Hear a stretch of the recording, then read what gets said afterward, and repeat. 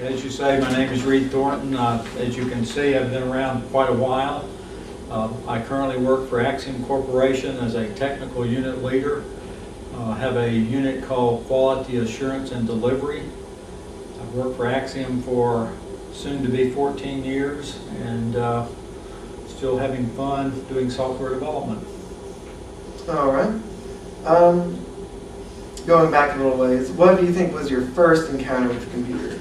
Well, I grew up in a small town in southeast Arkansas, and I would have to say I was somewhat insulated from the real world. And my first ever computer experience was when I came to Fayetteville to the University of Arkansas, and I was an engineering student, mechanical engineering, and we had, I can't even remember the class, but it was Fortran 2, doing algorithms, you know, rather than using a slide rule, doing calculations. And I thought it was really neat that you could write a few statements in Fortran and generate reports of all these calculations rather than doing it by hand with a slide rule. So my first experience was punching cards, Fortran 2, really pretty simple. I think the card decks were maybe a quarter of an inch thick, you know, maybe 10 or 15 statements, but I was just fascinated by the power of that computer. All right. How do you think, how is it different? How was that different? I mean, obviously it's really different from today, but do you think maybe you could expand on that a little bit? Well, things are vastly different. I think that computer was a 1401 if I recall, and so it had card input, maybe paper tape input. You know, I don't know how much memory the machine had, maybe 16K of real memory, but I don't know much about it. I didn't know much about it other than I programmed it. And over the years, there were, I guess, the precursors of personal computers. I was amazed that we had a computer that had 256K of memory, because the first computer I worked with out of school was a 32K Model 30, IBM Model 30.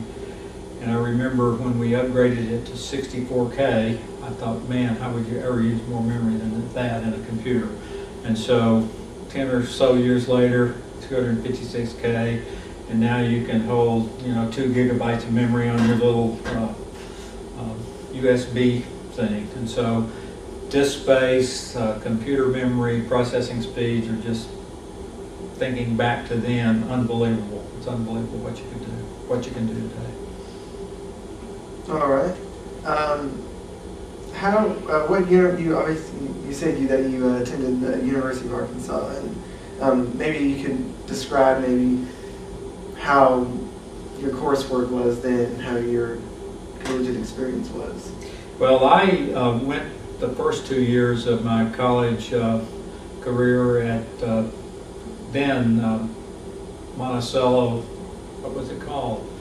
A&M, I guess Arkansas A&M at Monticello is now the University of Arkansas at Monticello.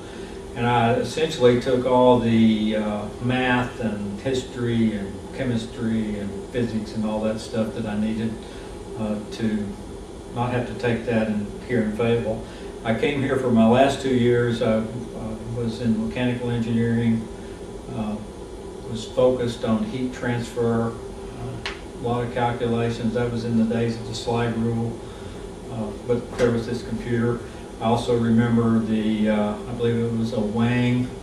The first Wang system had these little Nixie tube calculators, and so you could actually do calculations on a little, you know, multiply and divide on a little machine, and it was essentially a computer.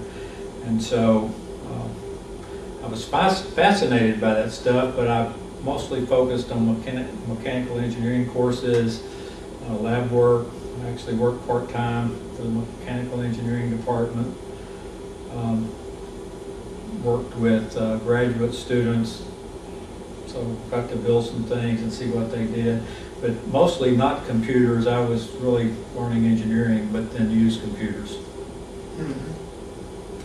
Okay, so when did you finally decide, or when did you decide to go into computing?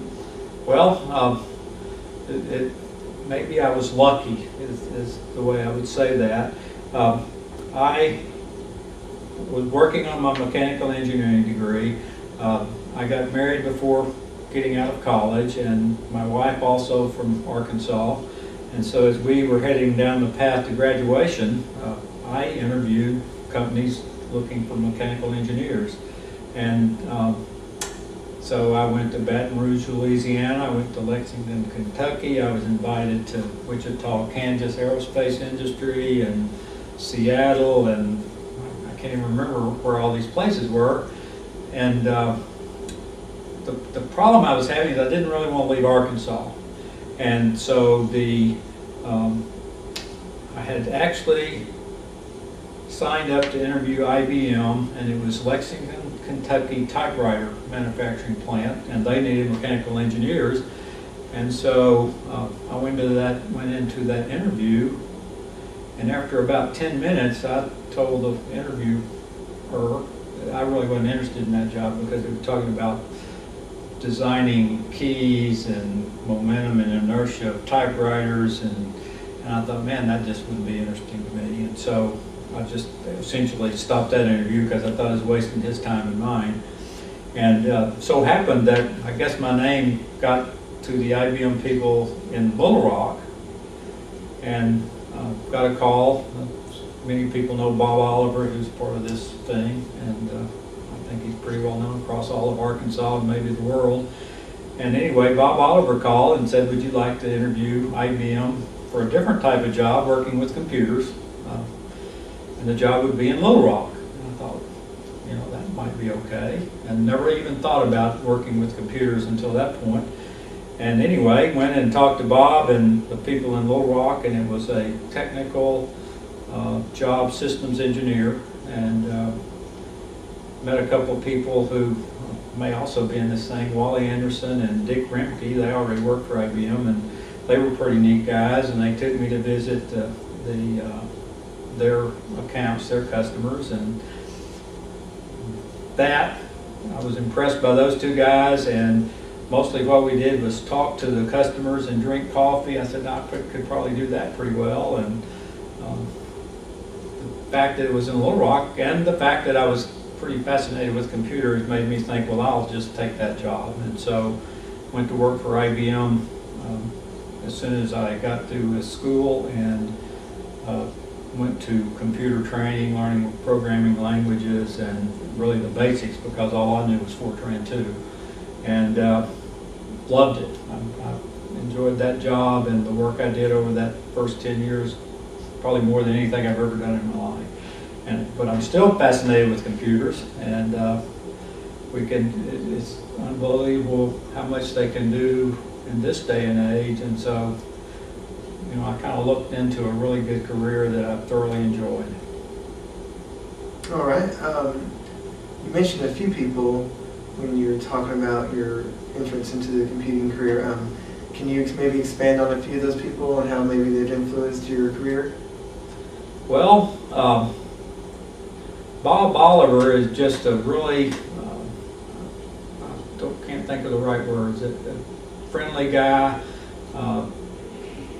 treated people as people, very personable, and must have known most people in Arkansas because he knew people that knew my father, and we talked about that kind of stuff, and he, I think, graduated from Fayetteville and worked in Arkansas his entire career, so he was kind of about what I was interested in at the time, which was staying in Arkansas. And so that was really part of the thing that made me think this would be a good career. And he was actually my manager for a good number of years, and was the type of manager that would let you go do your job, and so to me he was just a first-class person.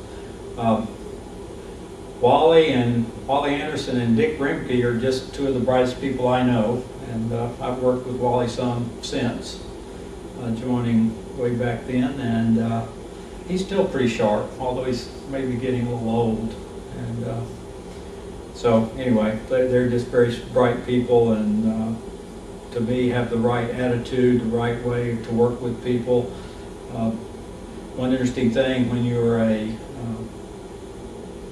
person supporting a customer And at the time, when I joined IBM, they were both systems engineers also.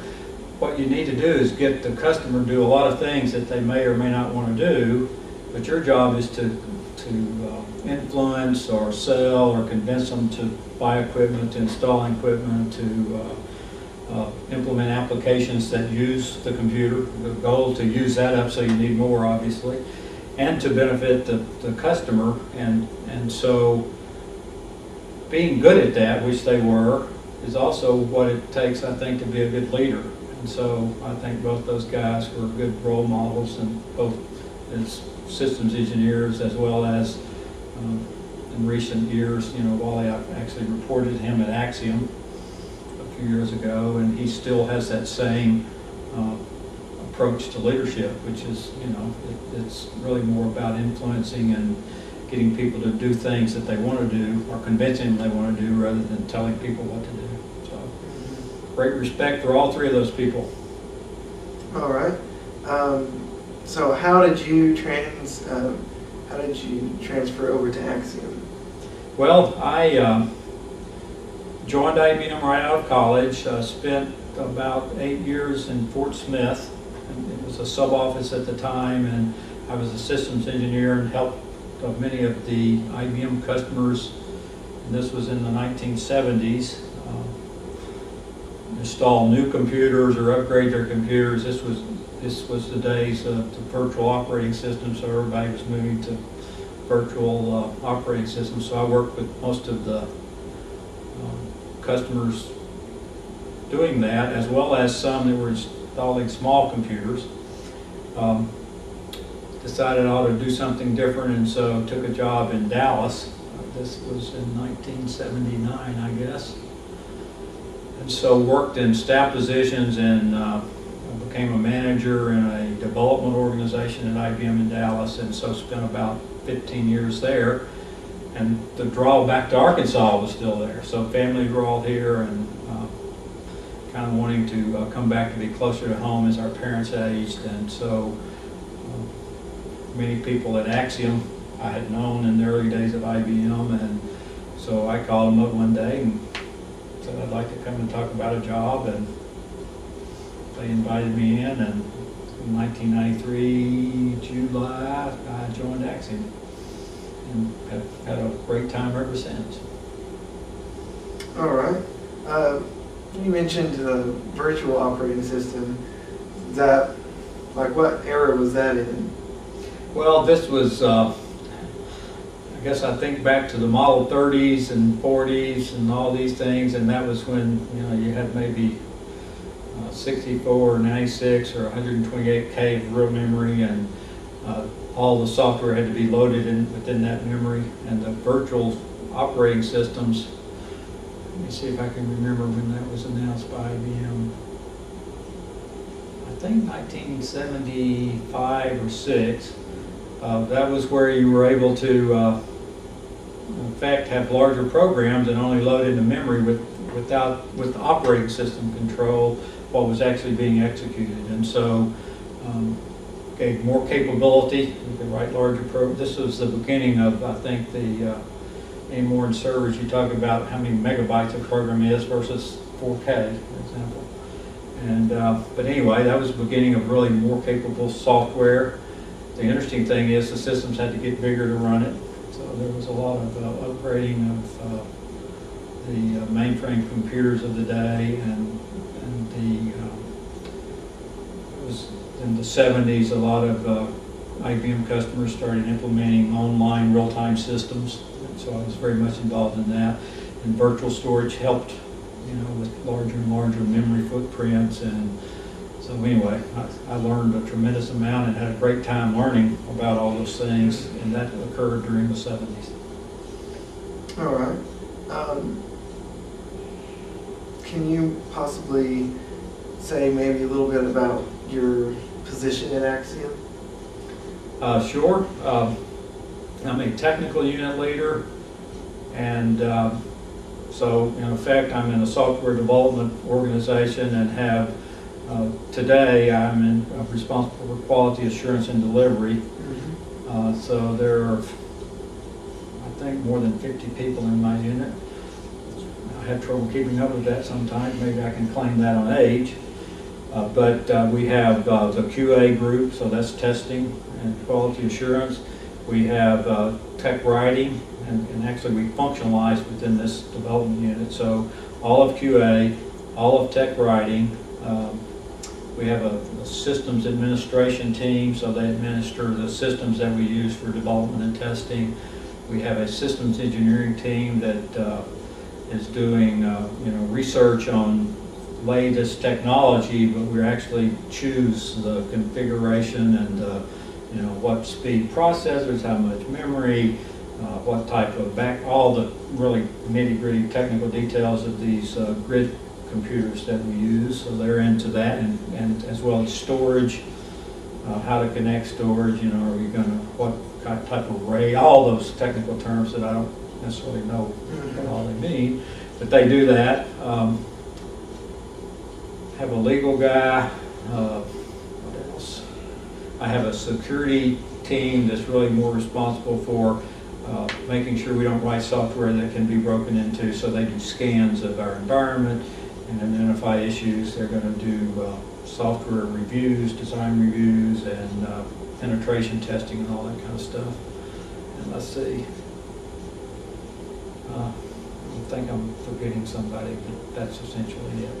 All right.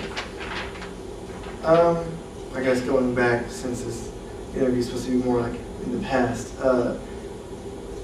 how do you think maybe the people, your leaders at IBM, or maybe you or some of the other peers helped pioneer getting the computing industry started in Arkansas or in the area? Well, I graduated and joined IBM in 1969, and a pretty significant announcement soon after I started working for IBM was the System 3, which was a low-cost, fairly simple to install and operate computer. And so there were many of those systems sold and implemented in Arkansas, and I had dealings with a good number around the Fort Smith area. So that kind of started the smaller companies using computers in the 70s. The move to, I guess, more information, it was sort of, in my view, the start of the information age. So many of the customers I dealt with were looking at doing online systems. The bank in Fort Smith started looking at what they call customer information system, which was really, and this is one of the focuses of Axiom today, but it was really about understanding your customers and what relationships they had with your business. And so it was tying together the different applications within your computer to know that, Reed Thornton had in the banking industry, I had a checking account, a savings account, I had 3 loans and whatever I had with the bank. And they wanted that online so that when you came to maybe you wanted another loan, or you wanted